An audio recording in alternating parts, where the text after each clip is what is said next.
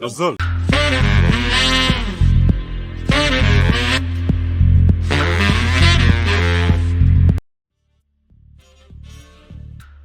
Hello and welcome to the hottest podcast out here. This is the great kitchen of the Yazol Podcast. We are the three amigos, your story chefs on duty, bringing you some of the hottest trending stories from out there. Sot Sukun. And now, straight out of Vancouver, Canada, the big man, Zol on the wheels of steel. Please welcome DJ Bakumba. DJ Bakumba in the house. You guys are welcome to this podcast.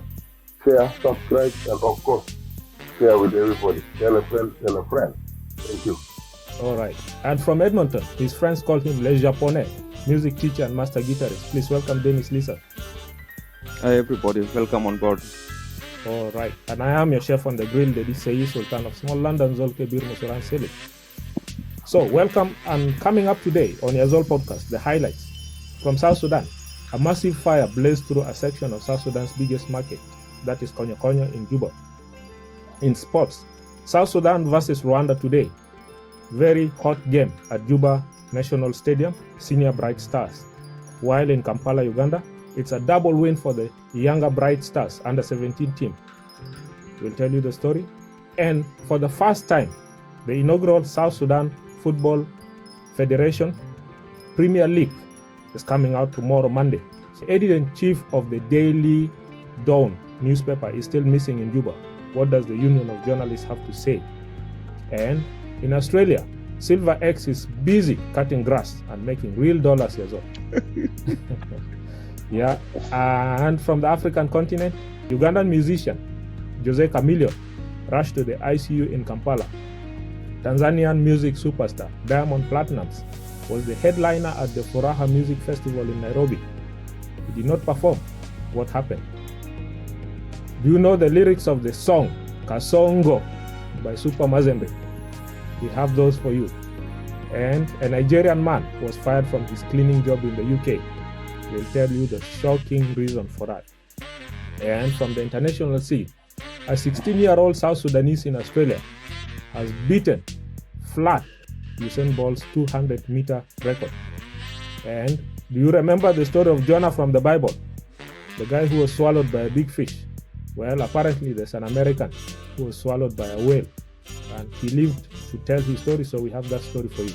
So all those stories coming up on Yazol Podcast, the hottest trending topics, Sot Sukun. Yazol. And today, our African proverb of the week comes from the great land of Kwame Nkrumah, that is Ghana. And it says, when a madman only smiles and winks at beautiful women at the market, his madness should be questioned. Dennis. Majnun can vada in Nuswan best or mother to go anywhere else. We should question his madness. It speaks volume Okay. whether the person is really mad or he has some other ulterior motive. Yeah. So we don't know. Okay. So some of those proverbs are relevant to the place where they are coming from. But Yeah. maybe I could be wrong, but that's my interpretation. Okay. You know Bakumba from small London, one of the greatest Kakwa philosophers was a man called Sira Mojnun. He said one of his proverbs is, I'll say it in Kakwa, Woronaga pilil nangona tora na teili. That means walking naked takes a lot of courage. So Zolkan Mojnun and he's producing such proverbs. Is it really madness? That cannot really be madness. That's why I'm saying with somebody who is not being real. In your mind, you're mentally incapacitated, but you can't even reason probably. If somebody can come with the reason, then without his madness, their madness. They are fine anyway. Yeah. I know one of my friends was telling me a story about the Sira guy again. So he used to go to the main market, the one that burnt down last time, Dar es Salaam in Yei. And he would take people's clothes because Mojnun, he takes the clothes, nobody bothers him. But he likes dressing up in women's attire. So he'll be dressed up and then put on lipstick and all that. And he'll be walking, like a catwalking woman in the street. After that, the following day or the following night, he'll bring back the clothes, all washed and ironed. And he'll say, here's your clothes. So yeah, very, very interesting. Yazol.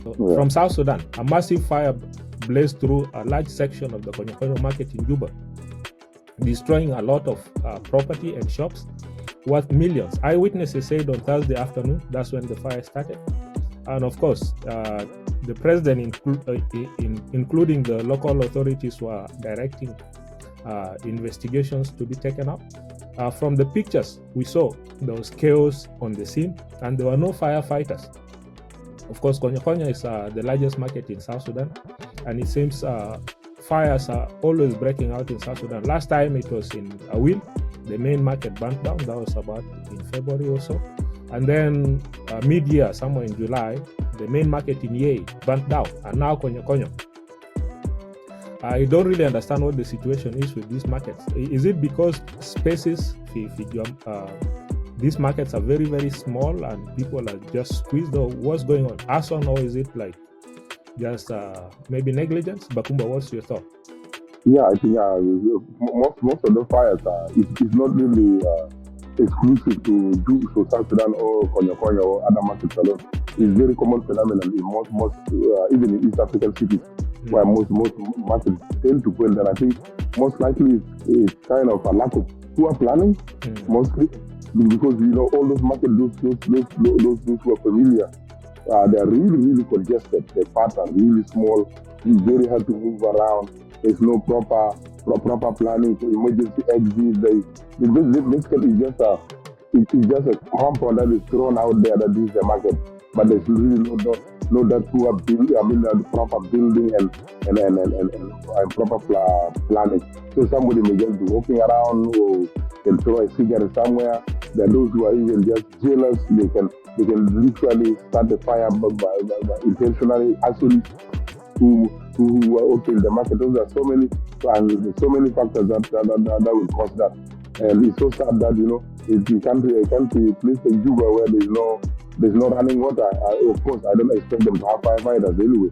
That's we talked about this last time, where the city relies on water from the Nile. So I didn't even expect if there's fire from Juba that they're going to have firefighters to come around, to put up the fire. So yeah, there's a lot of problems when it comes to the African market setup. That is always the condition kind of conducive for fire to break out anywhere. Yeah. That's my take. Yeah. Okay. Yeah, it's very difficult. Then it's like, given the situation, we're expecting Salakan firefighters, Murphy, even those guys with their tankers, the water trucks, they would have gone to the scene and done something, but nothing. It's only people trying their hard. I saw police with and somebody even with a what do you call the fire extinguisher, a very small one, trying to put off a very big blaze. Very embarrassing, right, Dennis? It is very embarrassing, and at the same time, this is not the first time for those things happening, for the fire outbreak. I think 2 years ago, there was a fire outbreak. I think that was in Konyo or one of the market in Juba. Yeah. And it continued happening. In my opinion, if something is happening like 2 or 3 times, then it is not because of the poor planning, or it comes to that it is just a pure negligence that is happening. But as Bakumba have said, if we don't have the running water, people depends on the tankers to bring water to people. How are you going to put off the fire? This is a big question that the city planner should ask themselves. And I saw a clip of a child that was trapped in the house, and there was a fire blaze kind of coming up, and there was no firefighter that can take the child.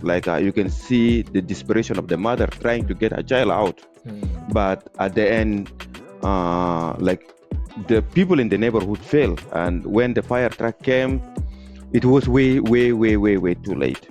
So although we are a new nation, those are the things that need to be taken into consideration. As the city grows, the firefighter should be planned in the city. Like here in Canada, I'm not trying to compare our situation, but in every neighborhood or in every section, you will have the place for a fire extinguisher or firefighter. So this help because they have that kind of like they have in their mind that fire is gonna happen, but in case it happens, there is already a plan in place to get it under control. So it is just very sad to see this kind of a situation happening in our country, like 2 or 3 times, like in Juba, in the Konyo market. And even in situations that are Konyo, like the lane between the shops, and no truck, no vehicle can even go through. So if there's a fire deep in the market, there's nothing you can do. It will be hard to put it down, So it's bad planning. It's many factors. All right. Yazol. Let's go to our second story from South Sudan, and this is sports. So today, Sunday, South Sudan will face Rwanda in the second round of the African Nations Championship, of course, at 3 p.m. local time in Juba. So, of course, last time Rwanda were beaten 1-0 by Djibouti. So we have a high chance of beating them at home, of course, too. So if I can Juba enough, please come out in large numbers. Go support the Bright Stars. The ticket prices are very affordable, I guess. 5,000 to 40,000, depends on who you are. Take a VIP, the bigger number. South Sudanese pounds, of course. So you can get your tickets at Bolok, at Zahara and Rainbow Playgrounds, Budele 1, that's Guaba, and at the Federation office in Rock City. And if you have a Vuvuzela, please bring it out. You know, those Kagame boys must be beaten today. Well, okay, Bakumba. No, last it. Let's get beaten proper. I think we actually have the high chance.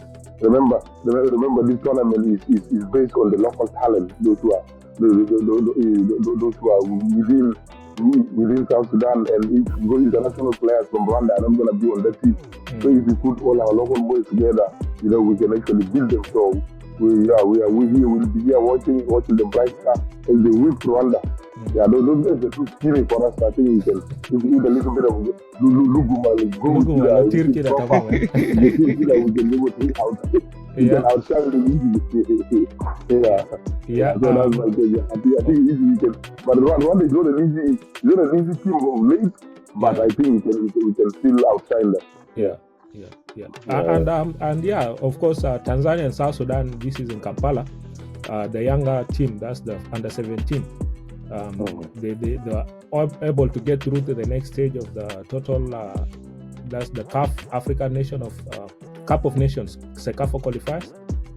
So the Junior Bright Stars, of course, they beat Sudan 1-0.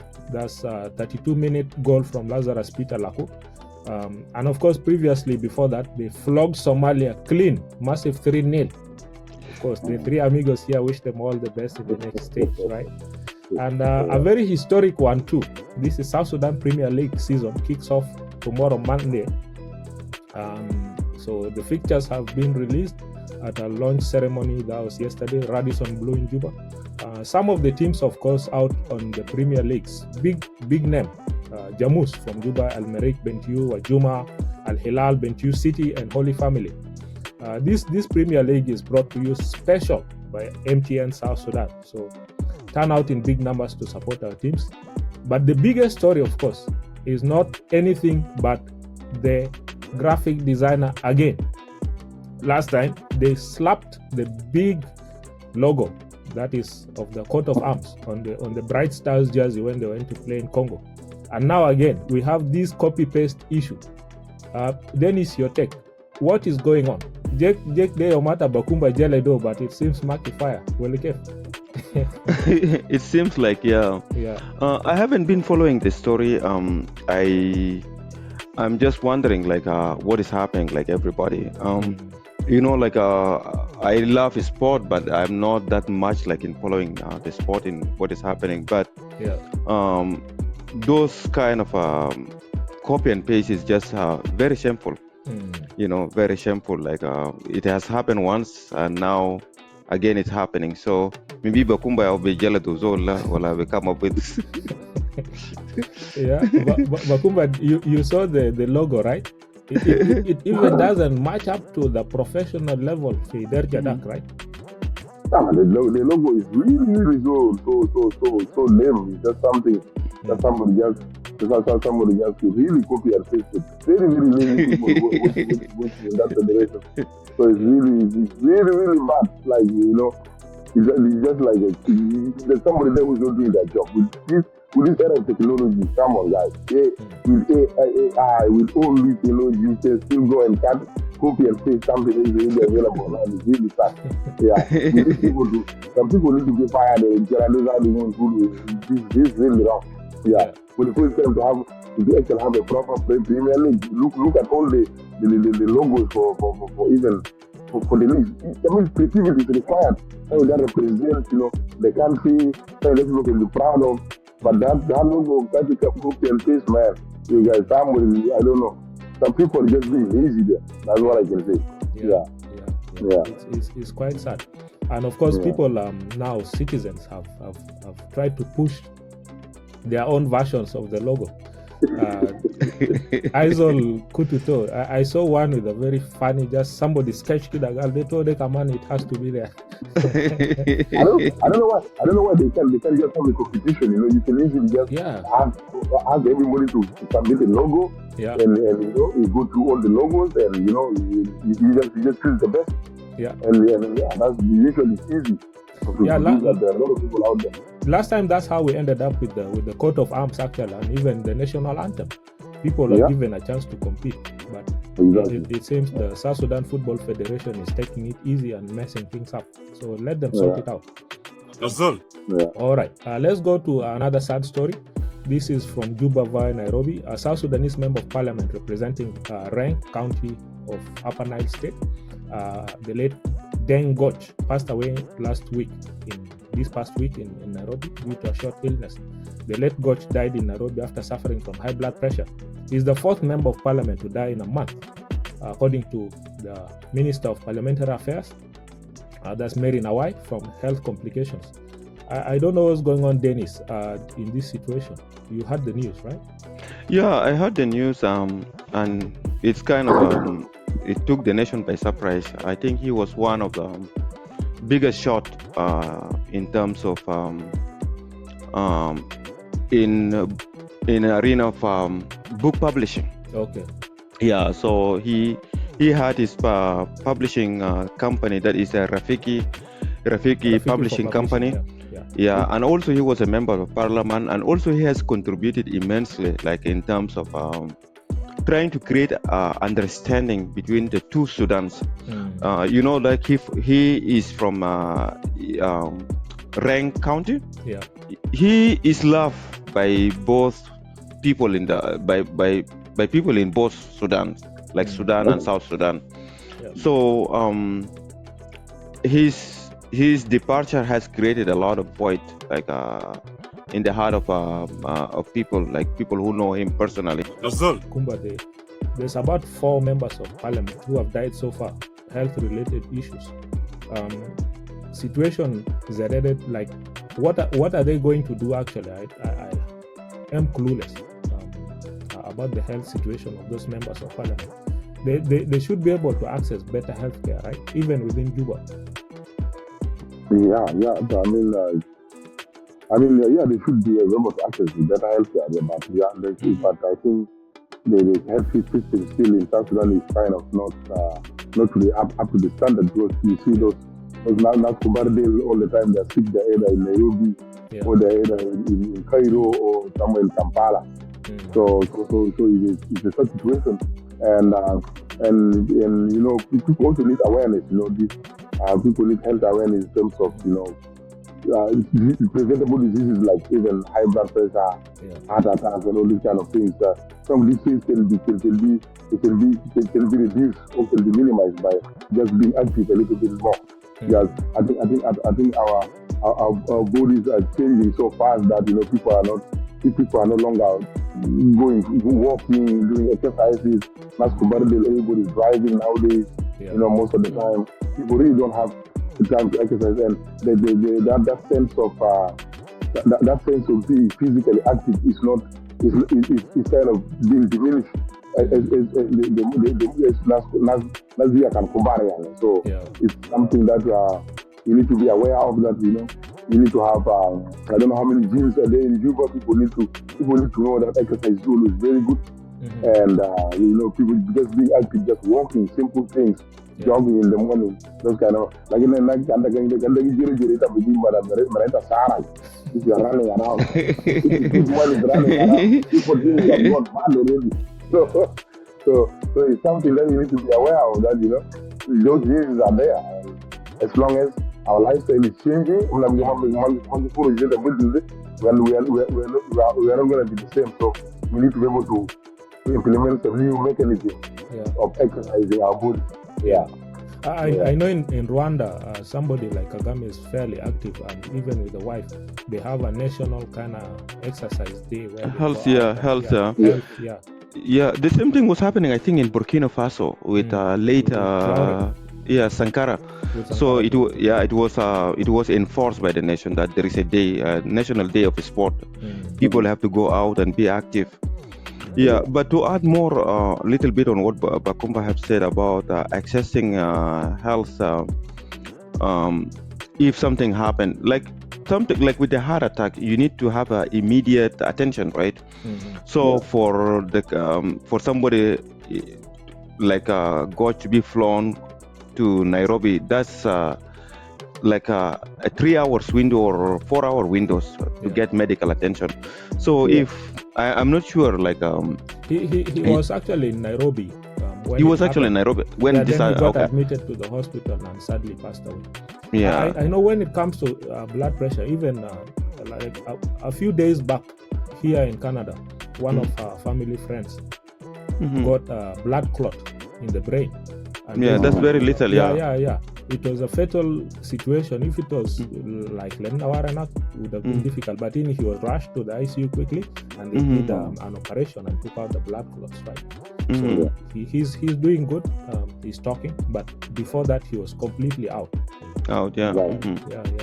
Yazol. Let's go to this story also from South Sudan, which is very difficult. The Union of Journalists of South Sudan has voiced its concerns about the disappearance of Emmanuel Monchol Akop, the editor-in-chief of the Dawn Daily newspaper in Juba.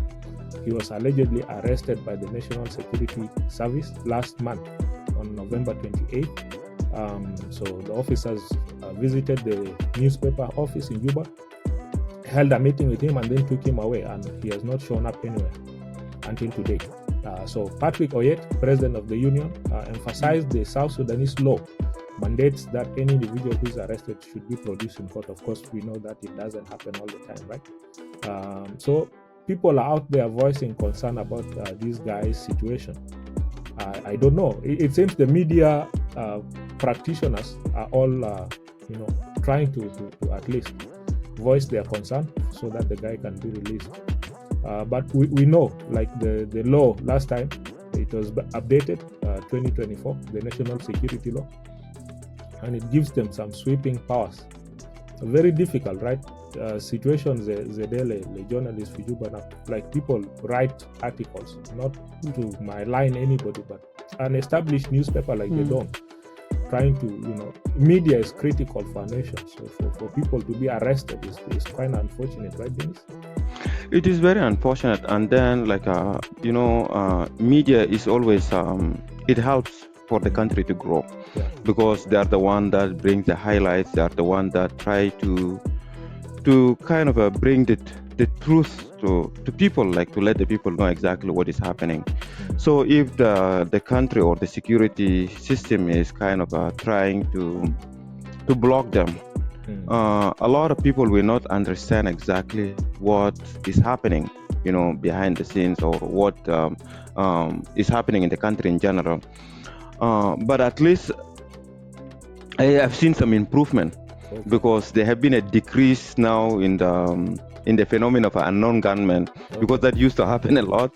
You will find the person is being killed, and then it will be attributed that it is an unknown gunman that have killed that person. So I have seen a decrease in the last 2 years. Like there is no those unknown gunmen people being killed.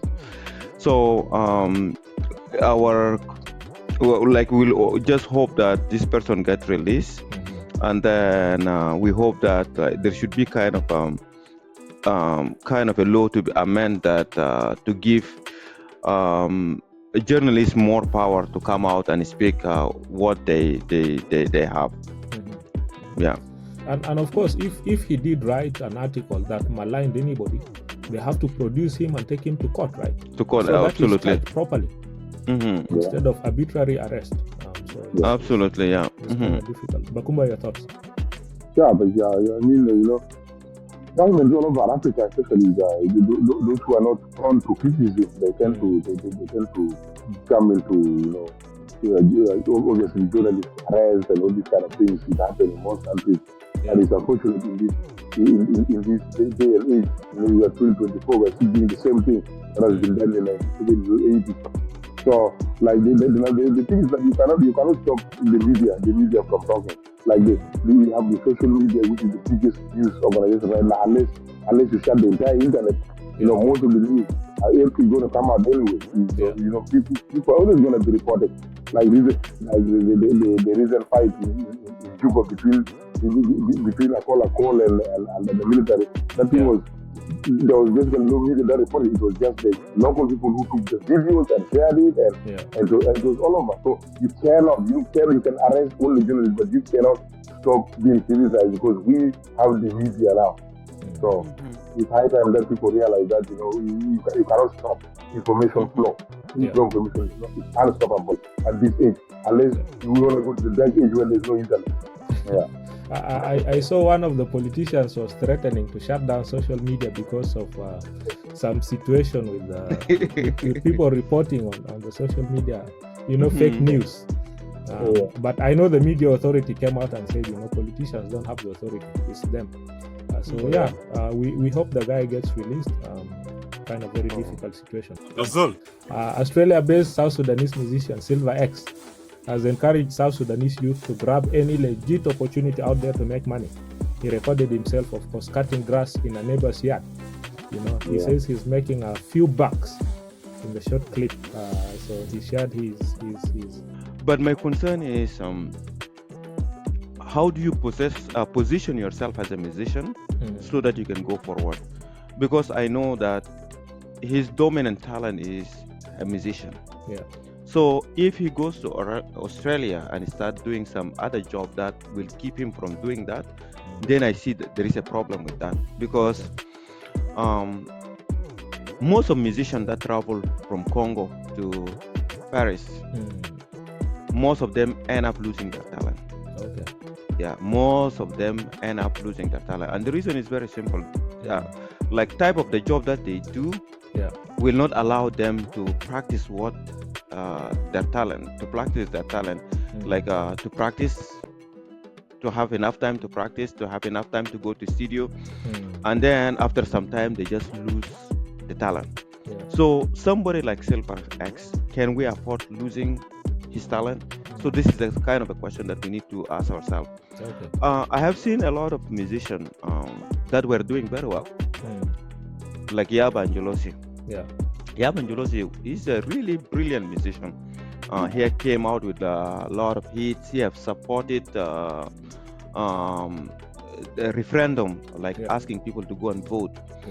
But where is Silver X now? Where is Yaba Angelosi now? He has taken a job that cannot allow him to position himself as a musician. So that's my only concern. You can try to do other jobs that give you money, but are you looking long term? Something that you can do that will still support your talent, or it is something that you can do short term? So if he's doing it short term, yes, I support him. But if it is something that he's going to do long term, his talent will rest in peace. I don't think he will be able to go back to music. And the audience are not, audience have a short memory. They are not going to remember you. When you come back again, they are not going to say, oh, this is a good musician that we had before, and now we can just put him where he used to be. No. The industry is growing all the time. There is new talent coming up. What is the name of this guy who come with the song Al Junubia? Junubia? Yeah, what is his name? He was away from the industry for a very long time. Okay. Maybe somebody will remind. Or is that CJ Oman? Yeah, CJ Oman, yeah. Okay. He was out of industry for a very long time. And when he came back, the industry already have gone, like has progressed. Yeah. Now you don't hear about him The anymore. internet has amnesia. Yeah. Yeah. Since Silver X has gone to Australia, Yeah. has he come up with any hit song? Okay. My answer is no. Mm. And this could be attributed to some of the thing that we talk about, like positioning yourself to a place where you can produce more hits. Okay. Yeah. Okay. Mm. Alright. Yeah. Yazol. Now you're getting into dangerous territory if you don't behave. Sot, Jelda. And this week, Bakumba is going to crack his whip. That one I know. But let's hear it from him, who he's whipping today. Bakumba, go ahead. Yeah, the Sunday and the Lela Walai, somebody needs to be bigger. Let's look like you go back to our story about the laziness of the federation in South Sudan football management body. Yeah. Like seriously, if somebody believes you cannot produce a logo, if you cannot produce a logo just for it's the first time of the league. This is like the first league of the nation, and you know that sport is growing very fast. It's our future. We probably going to have a lot of money pouring in this league. That's when the MPN already kicked in. We expect a lot of other people to kick in. But the laziness of those people in that federation is the problem. They were lazy last time. They slammed the coat of arms on the players' chest. The uniform they don't want that. This time they come with lazy logo for the Premier League. So that's such a guy like this. The people need to be whipped and beaten properly. They need to be chased away from that office because laziness. Too much laziness in that place. And those kind of people, soccer cannot grow. Football can grow. So let's do business for good. Or it allows the market to win like that if possible. So that we can have bright people who can actually put everything together to grow this league. So Zalan with that logo. Really, for those lazy guys, really, I'm not really happy. I'm not really. If you visit, I'm not happy with you guys. Yeah. All right. Yeah. So it's a konasma. Sort akodumunu. So always be on the watch out there. So that's what Bakumba Mabakorita. Can tell you, Shokol, please do your work. All right.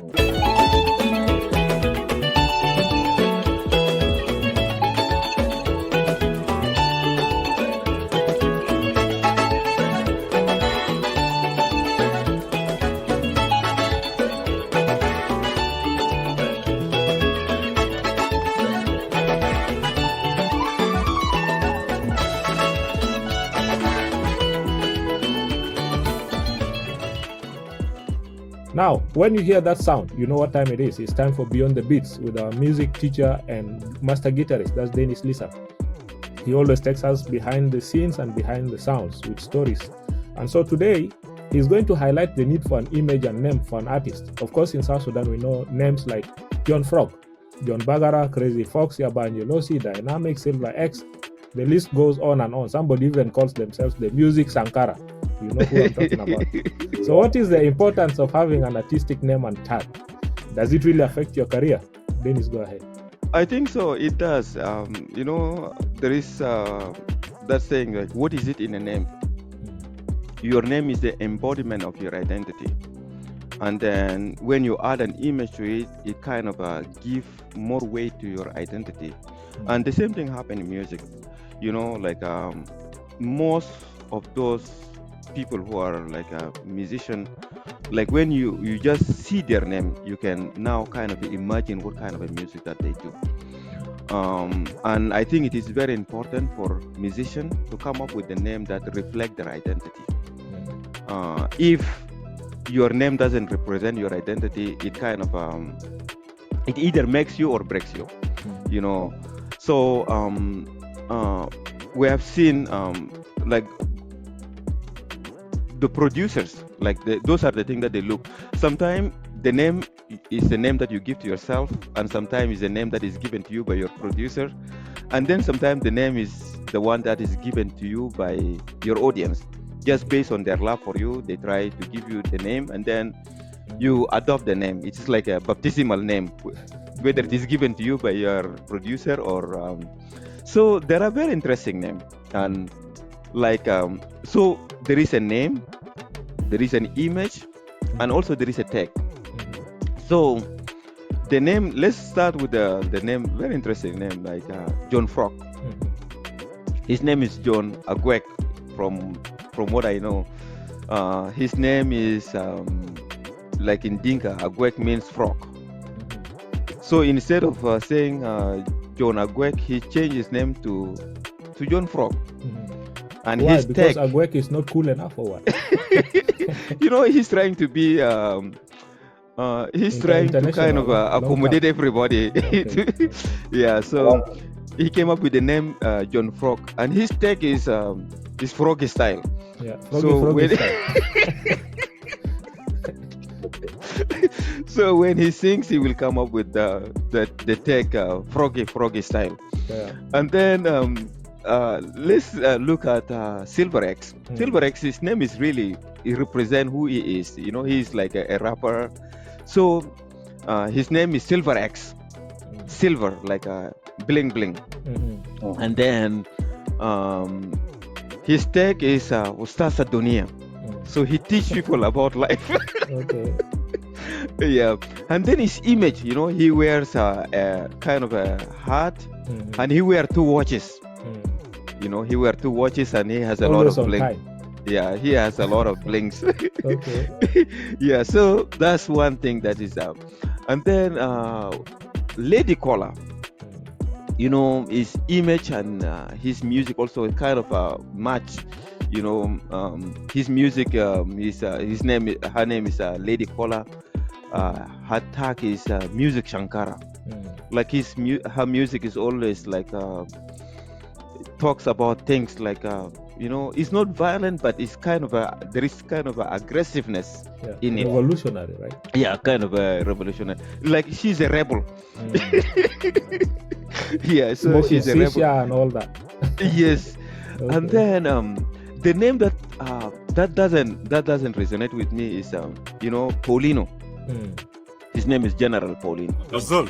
I don't know where the name General come from. Like if you see his music, like Paulino music has a deep meaning. He's more like he has that talent of coming up with a very good lyrics. Yeah.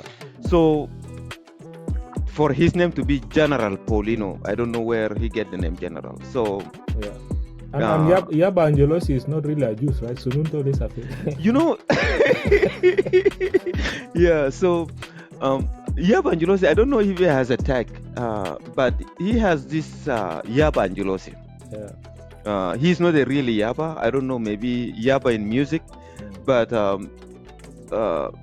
there is kind of that contradiction. But he has good music, but I think his career is stopped before he came up with a tag or something like that. But there is not much, So I will encourage a lot of musicians, like when you are coming up with the name, first you need to understand who you are. Something like you need to look deep in yourself. What are your convictions? And at the same time, you have to find a name that represents you, because once the name is out there in the industry, you cannot come back and say, oh, I want to change my name. I want to change my name and then put this name. It is already too late. So always try to find something that represents your music and something that represents you.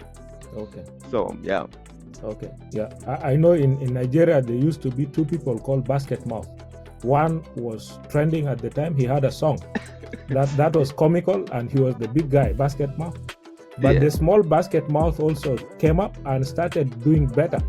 So the older Basket Mouth was told, look, this young boy is growing too fast, so change your name very fast. He did not listen. Soon the small Basket Mouth is who we call Basket Mouth today. The other Basket Mouth is gone.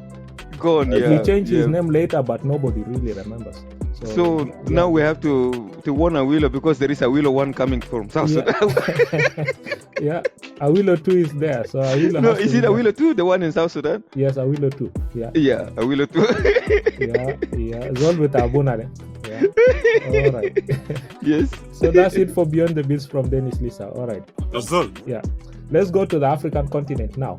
So Rude Boy, that's from P Square, was yesterday in Gulu, having a good time. And of course, our very own musician, John Frog, was at the concert. Very beautiful concert. Of course, this concert was promoted by a local art promoter from Edmonton, DJ Chi. Notable South Sudanese content creators were there promoting the event, and of course, Ugandan even content creator Simple Gladys, who was recently in Nigeria, also promoted the event.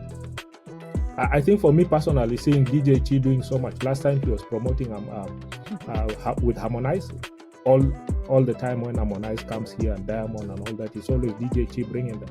And he did things in Guinea-Bissau. He did things in Zambia, I think.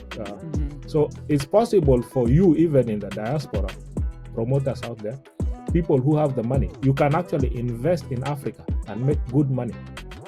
People like DJ Chi are doing it, right? Bakumba, your thoughts on the concert?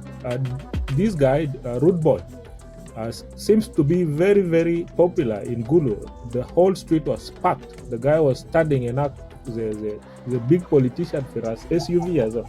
I think the P-Square duo is still popular in the entire country.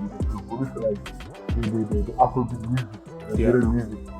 So the moment people just know this is the P-Square group, and we know they really split whether it's for business purpose, they really split and come back. And Rubo definitely has great hits. It's a very talented musician, and it's a good to see that kind of show, especially in the city of Gulu. I didn't even know Gulu was the city. I thought it was the town. Yeah, but I learned now that Gulu is the city of Gulu. Very beautiful city, by the way. So it's a good thing. Yeah, it's a good thing. Music entertainment is one of the good investments that people can jump into, obviously. And music promotion it just requires a little bit of income, and it's good to see our own promoting music and doing wonderful things in the continent. So yeah, it was a great show, and of course John Frog was in the house to do the froggy style, as they say. Yeah. Giving them action and energy. My Modo gang. I saw him flashing big pictures, sitting in a big hotel in Gulu. So it's a good thing. To see our artists can be raised for somebody like the Root Boy. So it was nice. Yeah. Dennis, I know John Frog's name is all over, but seeing him like doing things, always connecting with artists like that is good, right? Especially in this situation. I think it's good. Music always you need to you have to strategically position yourself. There is a lot of talented people, but they are not going anywhere. And the reason is simple, is just they are not position themselves in a strategic position that they can perform.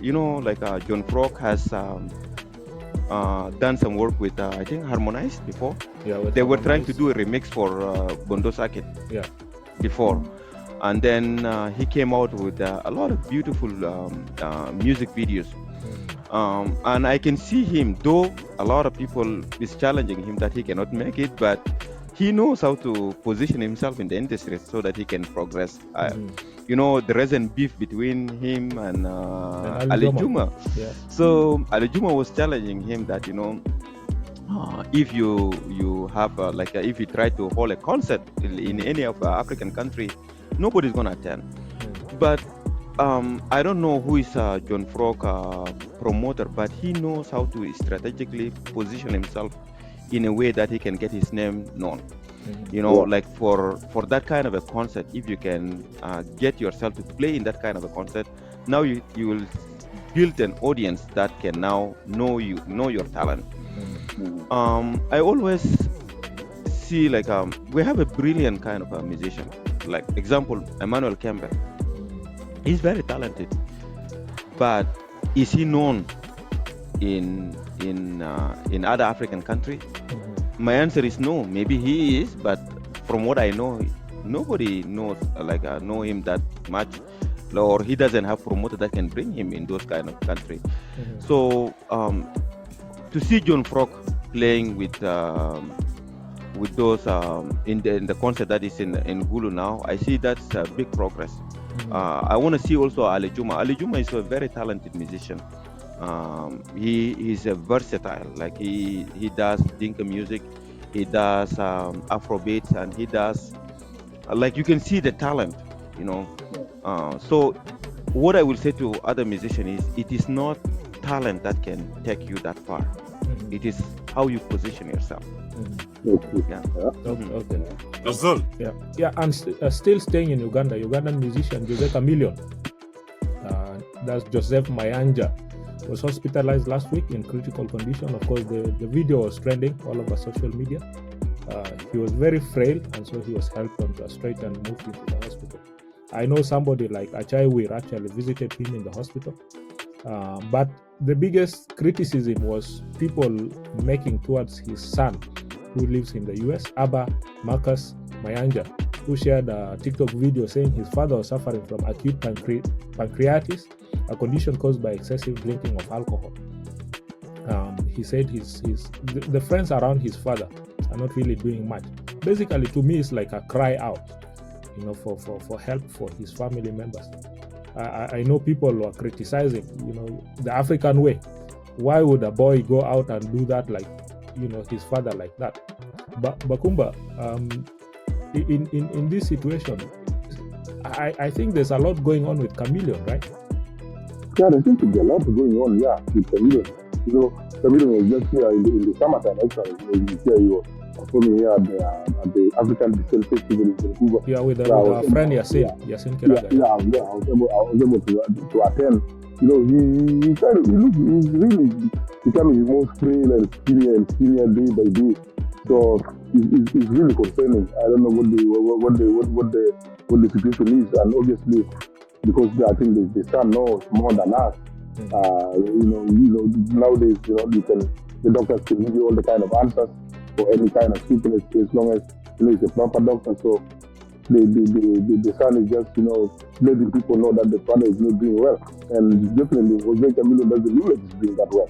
Yeah, the son, he definitely has a health condition, and we just hope that, you know, he can take care of himself, and, you know, they come out of this battle with that kind of illness. So yeah, he really in a bad shape, and it's sad that, you know, we can have such a talented singer. Jose Chameleon, we have been in the industry for probably one of the longest, and he's always been consistent every single time. Yeah. So, you know, he has never changed, like, bro. Hit after hit. I think every other year he always has a hit. He has stayed relevant from the beginning until now. So we wish him the best. And you know, he can be able to come out of this, and definitely, yeah, you know, sometimes friends come off around you because of the money. You know, all this kind of excessive drinking and stuff like that, they do affect people, definitely. Yeah, and I know there's news out there that the president, the Rais, is trying to get him out of the country so that he can get healthcare from somewhere. So hopefully he gets better. Jose Chameleon really is a big name. I remember even the era of Jamila, when he came and he was filling stadiums full of people, right? So it's quite difficult for his family especially, and we hope things work out. Yazol. Let's stay in Kenya again with Diamond, who was the headliner this past week in Morocco at the CAF Awards, where he was performing. And beautiful performance by Diamond, by the way. But the biggest story, of course, from the past week was him in Kenya not performing at the Furaha City Festival, apparently because of an issue between him, Willie Paul, Zuchu. I don't know whatever happened, but tensions flared, and Willie Paul claimed he was mistreated. Willie Paul is a Kenyan musician who also has the same style like Diamond. I don't know what's going on with that. But Diamond's manager, Salam SK, came out to accuse Will Paul of clashing with Diamond's artist, Zuchu, and refusing to perform before her. He wanted him to perform, then Diamond would perform. But of course, the organizers had whatever they had in their mind, right? And then Diamond in the end did not perform because apparently he was supposed to perform at 1 a.m. and then it didn't happen that way until 3 a.m. So basically, breach of contract. That's according to Diamond himself, who released a video trying to explain what really happened, because the fans were very disappointed. They went out expecting to see Diamond, and then he didn't show up. But Dennis, in situations like what is supposed to happen, because it's kind of very unfortunate, right? The event was promoted, even the artist is sitting there, but he's not able to perform. For me, as a musician, your fan, you need to put them in consideration. Whatever happens, it is. I know money is good, but you don't want to lose your fan base. And this is not the first time for something like that to happen in Tanzania. I think 2 years ago, Kiss Daniel also didn't perform. Yeah. He breached the contract. Yeah. He was asked to come and perform in Tanzania, one of the shows. And then he ended up not performing, and the fan was really, really very mad. And at the end, he was put in jail because he breached the contract. And the reason that he didn't perform, it was just a very trivial kind of a reason. That one of his shirt or something was not brought in, and like the bag, he left it somewhere, and that's why he did not perform. And then it kind of create kind of a wedge between him and his audience. In case of Diamond, the same thing. He was supposed to perform, and then he ended up not perform because of the issue with the management. And this thing always create a big wedge, and you start losing your audience. My daughter was telling me about this Nigerian musician. Okay. He was supposed to come and perform in Edmonton. Okay. The name just escaped me. Okay. Burna Boy. Oh, Burna Boy. Okay. Yeah, Burna Boy was supposed to come and perform in Edmonton here. He came 1 hour late. And he performed only for an hour or half an hour, and he left. People was really mad. So what I will say is, as a musician, all those arrangements has to be done behind the scene before your performance.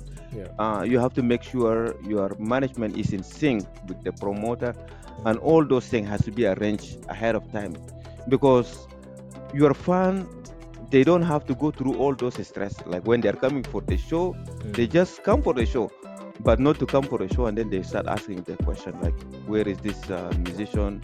Now we got our ticket, and then next time they're not gonna come. Yazol. And Bakumba, the song Kasongo, it's been out there trending, right? Trending like crazy. You the fuck. Yeah. You the WhatsApp. Yeah. Oh yeah, the WhatsApp taking off very fast. Yeah. And I know many people out there do not even understand what the song is all about. So today we'll try to give you a little bit of what it's all about. So the song Kasongo was done by the group Super Mazembe, which is a Congolese band based in Kenya from the 1970s. So the story goes, the band members had gone to visit their friend Kasongo. Kasongo is a male name for Congolese, and who was living in a neighborhood of Nairobi called Isli at the time. So at reaching Kasongo's house, they met his wife, and Kasongo was not home. So they asked her, where's Kasongo? So the wife basically said, oh, he's not been here. So for days. Back then, there was no internet, of course, no social media. You could not pick up the phone and try find him. So the band decided to send Kasongo the song as a message. So basically, they are telling Kasongo to come back. And so the lyrics go Kasongo, yeah, Mobali na Ngai. So Kasongo is the name, and Mobali is husband, and Ngai is me. So Kasongo, my husband. Ngana Weo is Kasongo, I'm dying. Kasongo, I'm dying. So Zonga Libala. Zonga is come back, and Libala is married. So Zonga Libala. So come back to the marriage. Very basic, but very famous, right? Dennis. A little bit of Lingala can go a long way in making the song more relevant to so many people because it's so popular all over. Yeah, I'm just fascinated by how the song kind of resurfaced again. Yeah. I used to listen to this song when I was a kid, not listening in the sense of sitting down and listen, because that time my elder brother they they dance to those songs, but I just listen to what they listen to. But it is just very fascinating, like to see those songs resurfacing back again. The song like Kasongo, Nairobi, by Billy Abel. Those were like all Congolese classic, played by that time. And what fascinates me is some of those songs were played in Congolese diaspora. People who are Congolese, but they were not living in Congo. They were in Uganda. They were in Tanzania. They were in Nairobi. Even so Ivory they come Coast, Ivory Coast, I'm not sure. And we have our version too, like of those Congolese who were in diaspora. There is a song. Christopher Kampala Saba Saba Saba Saba. I don't know the lyrics of the song, but it was a very it was very famous song that was sang by Congolese that came to Juba during that time. I think they were with RNC. With RNC, they were with RNC. So I think that time when Lumumba was killed, a lot of Congolese that were affiliated to him, they moved out of Congo. They went into diaspora. So some of them came to South Sudan, some of them came to Uganda. So they came up with a lot of classics. So it is just very fascinating for me to see those classics coming back. So maybe the message will go to all the husbands out there who have left their house should come back. Come back to the marriage. Come back to the marriage. Kasongo took off Bakumba. I know this. The funny part is I don't know what does the water have to do with Kasongo. No, I think the trending thing is very interesting because the water is always taking off and they put the Kasongo song.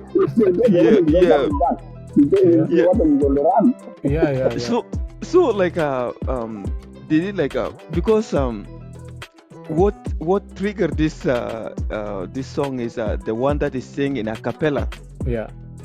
So I think it was sung by a pastor or something preacher, by a preacher. So I'm just curious, like what triggered him to come up with that song at that moment when he was preaching? Was he telling the husband not to run away from home, or he's warning the wives not to make husband go away? I don't know what triggered it, but maybe the preacher also went and got those other powers. Who knows? Because for a preacher to have a very in-depth knowledge of a secular song like a song, you start questioning, right? No, Abuna Devzol Tadunia, Yumkin. It's like an Awilo 2 situation. Yes. I know the old classic songs, and I'm hoping like maybe a Lucky Dube song comes out one day.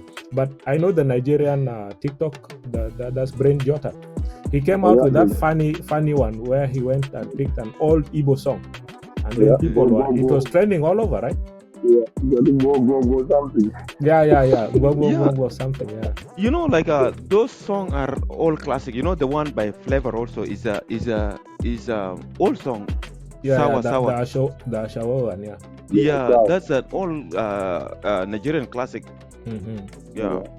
So I'm hoping that one day one of our own will do a Jamboko Kwen rendition.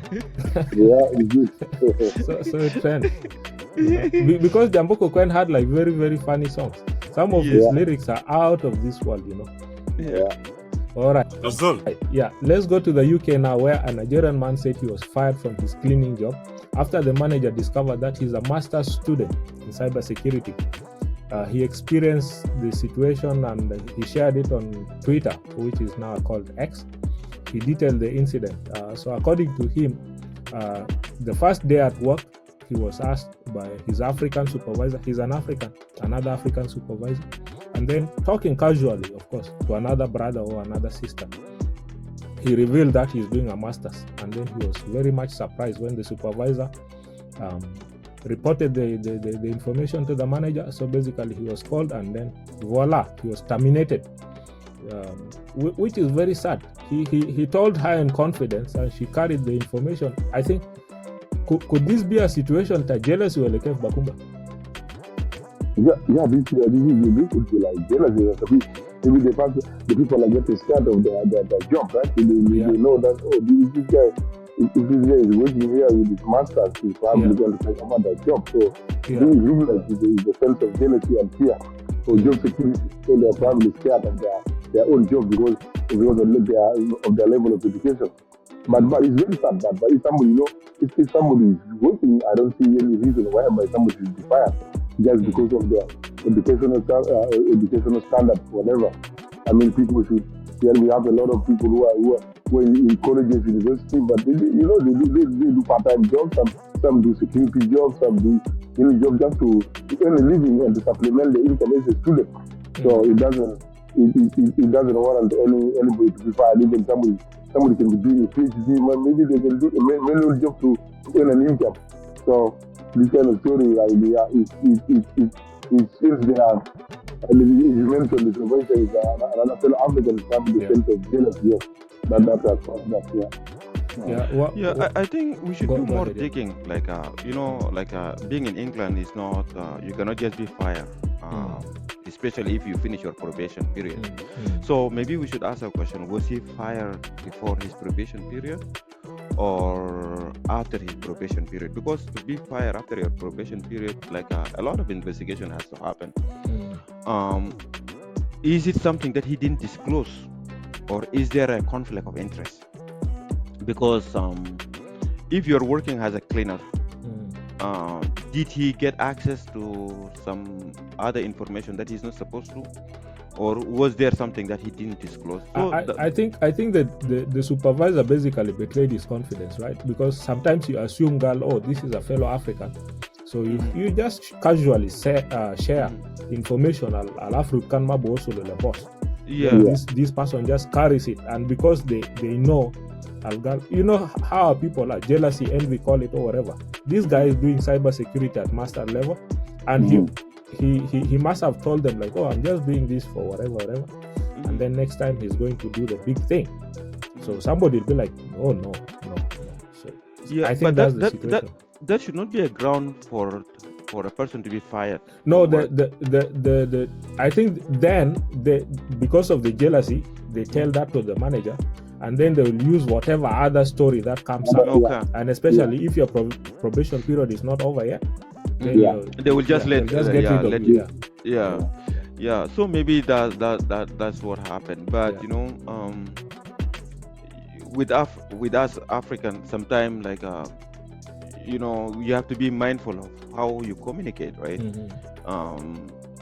Not all the friends that you see are friends, So I'm just kind of curious to know more, in depth, what happened exactly. Yeah. Actually, the guy's story got a lot of reaction also from other people who are making comments. Like one person called Oluwafumi basically said, lol, when I was first in London, I sent my CV to a supervisor. He said, make I no worry, I'm good for the job. So basically saying, you're too good for this job, you're not getting it.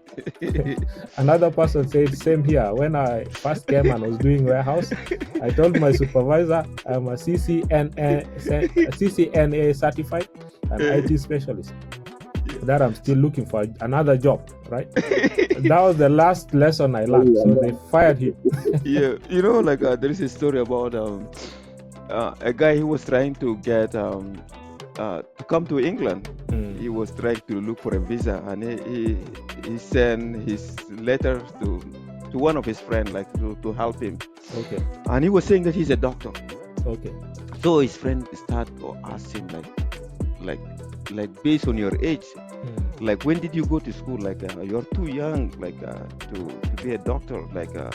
How did you manage to finish? So at the end, he find that his friend is a witch doctor, not a really doctor.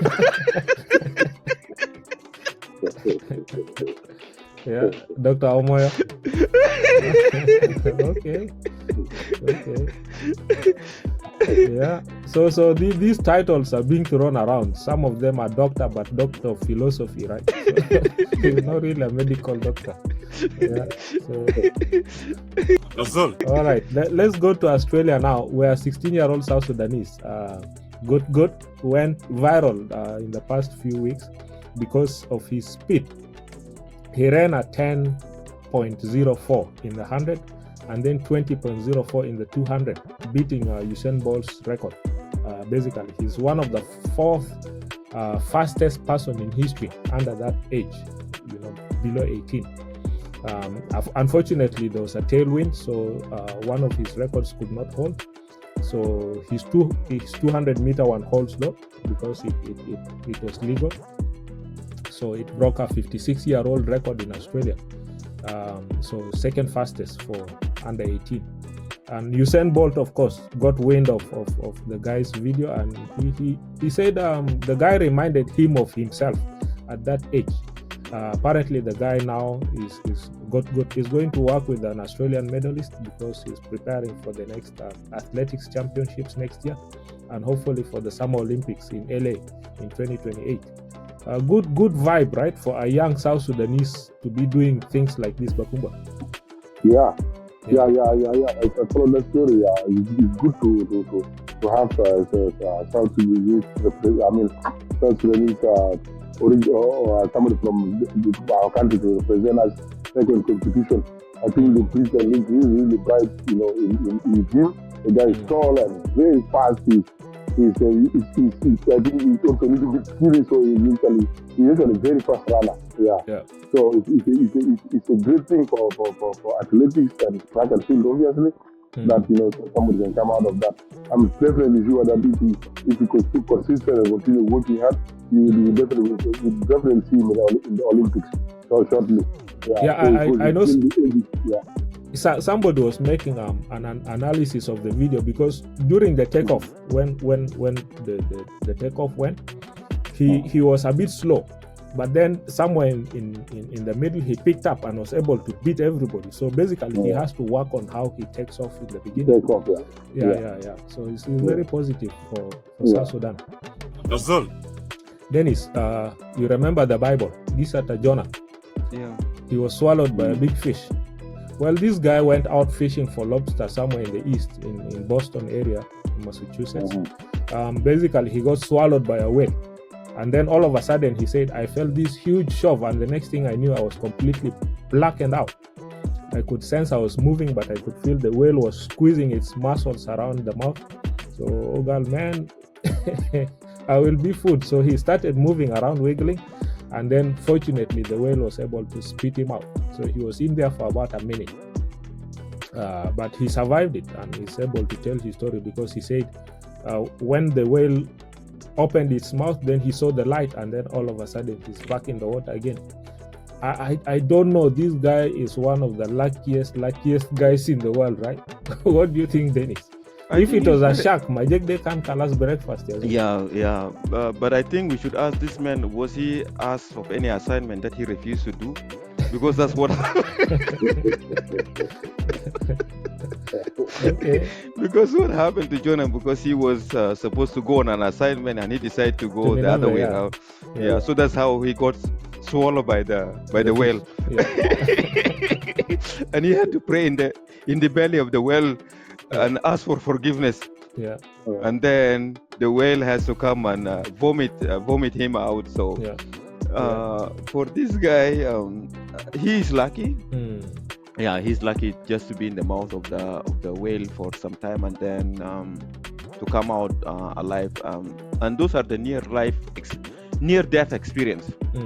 Yeah, I'm very fascinated with those kind of near-death kind of experience. Like, how do people feel just before they pass on, or how do people feel before, like when they're close to death and then they come back to life? What do they see? Is it something do they have that kind of spiritual experience? What goes on in their mind? So those are very fascinating stories. But you remember our story with the little boy who came back? He was pushed back from heaven, right? and then all of a sudden he's not a woman, he's a little boy. I don't know, but you can believe whatever you want to believe. Yeah. But you know, Yeah. those are very fascinating stories. Okay. To have that kind of experience. Yeah. Bakumba, your thoughts on the story? Oh, yeah, they're just very interesting. I started to wonder when mind is cruel, my yard is always. I think that. What did they count out the way? I think. Yeah, I see like some of them have like this kind of clasping mouth that basically filters the krill. They call it the krill, right? So it just flows in. Almost like a python. Okay. Yeah. So can Galindu Sunun zeta shark the man. This guy would have been. Yeah, he's So the guy is very lucky. Yeah. So that this question today is very important. Because I know he can earn the assignment. I know he rejected from his ancestors from God. Yeah. He's in the fight now. Go back. Yeah, go back. Need to repent. Yeah. Repent of all your sins and go to Nineveh. Yeah. Yazol. All right. Well, that brings us to the end of this episode. Of course, if you're out there and you've been watching with us, we thank you. And we look forward to seeing you again every Sunday, of course, at 8 p.m. That's when a new video comes out. Please don't forget to like, share, and comment and subscribe to our YouTube channel, Yazol TV. And of course, follow us on Instagram, Facebook, and on TikTok. And follow the three amigos, myself, Dennis, Lissa, and Bakumba. We all have a Facebook accounts. Facebook. Follow us on Facebook. Yeah, and links to all our social media handles will be in the description of this video. So tell a friend to tell a friend. Again, thank you, Bakumba. Thank you, Dennis. And may God bless you out there, and God bless South Sudan. So that's it. And Merry Christmas to everybody. Oh yeah, Merry Christmas. Yeah. Thank you.